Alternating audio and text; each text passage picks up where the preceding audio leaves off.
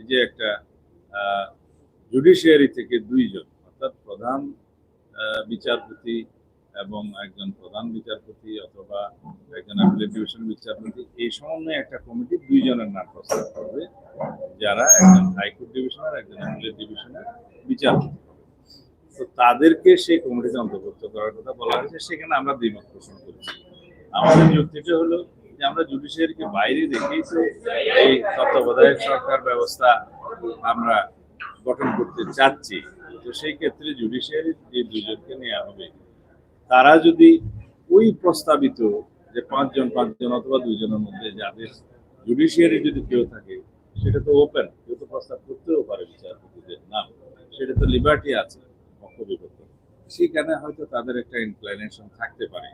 সেই জন্য আমরা এই প্রেক্ষিতে মনে করি এটাও ঠিক হবে না। আর তাছাড়া এটা জুডিশিয়ারিকে বাইরে রেখে যতটা সম্ভব আমরা যদি এই সম্মতিটা আনতে পারি, জাতীয় ক্ষমতা আনতে পারি, তাহলে ভালো। কিন্তু এখানে আলোচনায় এটা এখনো পর্যন্ত ঐক্যমত পৌঁছানো যায় না।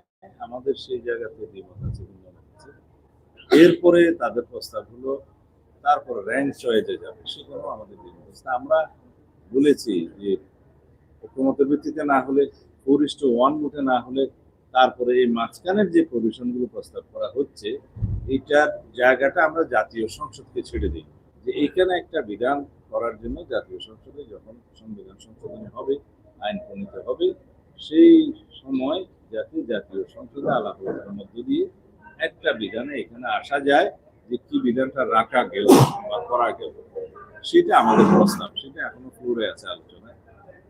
যদি সেই বিধানেও যাই নির্ধারিত হোক, যদি ক্ষমতা আসা না যায়, তখন আমাদের পরবর্তী আমাদের প্রস্তাব হলো, যেটা সবাই জানেন, আপনারাও জানেন, আগেও সেটা আলোচিত হয়েছে, যে তখন ত্রয়োদশ সংশোধনীতে আমরা ফিরে যাব, যেখানে ওই বিচারপতিদের নিয়েই গঠিত হওয়ার প্রস্তাব আছে। যেমন ইমিডিয়েট যেটা ইমিডিয়েট ফার্স্ট চিফ জাস্টিস যার হওয়ার কথা, এবং সেই ক্ষেত্রেও ক্ষমতা না হলে সেকেন্ড চয়েস আছে, থার্ড চয়েস আছে, ফোর্থ চয়েস আছে, এইভাবে আছে।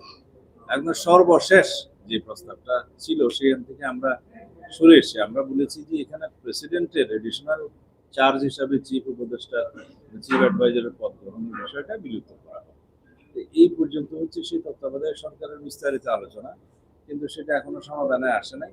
ওই মাঝখানে যে র্যাঙ্ক চয়েস ভোটিং অথবা জুডিশিয়ারিকে ইনভলভ করার যে বিধানটা আমরা প্রস্তাব করেছি, সেই জায়গায় আমরা একমত হতে পারিনি। এখানে বিভিন্ন রকমের মত আছে। সেই জন্য আমাদের মত হচ্ছে যে এই জায়গাটায় মধ্যবর্তী আরেকটা প্রভিশন কিছু করা যায় কিনা, সেটা সংসদের উপর আমরা ছেড়ে দিই। সংসদে আলাপ আলোচনার মধ্যে দিয়ে সেখানে একটা বিধান হতে একটা ওয়ে আউট বেরোতে পারে। এটা কমিশন সিদ্ধান্ত নিয়ে কি পদ্ধতিতে এগ্রিড হওয়া যায় সেটা জানিয়েছেন। তবে আমরা আমাদের মতামত দিয়েছি ফাইনাল, যে এই বিধানে যদি কেউ একমত হতে না চায়, যেমন আমরা একমত হতে চাইনি আর কি সেই বিধানটায়, যে র্যাঙ্ক চয়েস সমস্ত ভোটাভুটির ক্ষেত্রে, সেই বিষয়টা আমরা নোট অফ ডিসেন্ট দিয়ে পুরা প্রক্রিয়ায় ঐক্যমতে আসতে পারি, সেই বিষয়টা আমরা বলে রেখেছি। কারণ আমরা ঐক্যমতে আসতে চাচ্ছি, আমরা চাই এই জুলাই জাতীয় সনদটা খুব শীঘ্রই প্রণীত হোক, জুলাই মাসের মধ্যে প্রণীত হোক, পারলে আগামীকালকের মধ্যেই হোক, 31 তারিখের ভিতরে সই হোক। আমরা এই বিষয়ে আন্তরিক।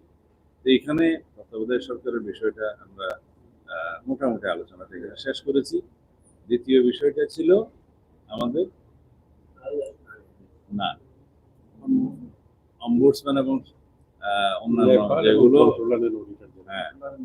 সাংবিধানিক প্রতিষ্ঠানের যে নিয়োগ সংক্রান্ত একটা সাংবিধানিক কমিটি তারা করতে যাচ্ছেন, যে কমিটিটা প্রপোজ করবে সাংবিধানিক পোস্টে এবং স্ট্যাটিউটরি অর্গানাইজেশনে।